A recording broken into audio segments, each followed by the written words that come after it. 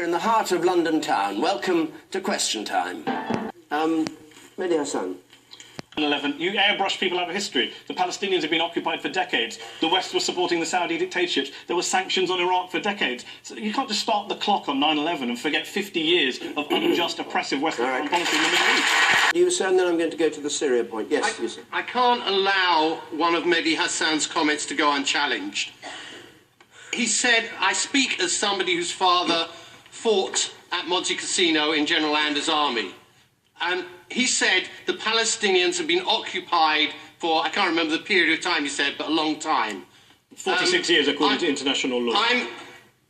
I'm old enough to remember 1956. I'm old enough to remember 1967. I'm old enough to remember 1973.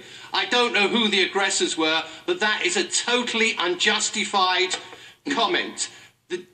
The state of Israel exists through the decision of the United Nations. And this radicalization by our going into other countries might be a fact, but we have to do what is right.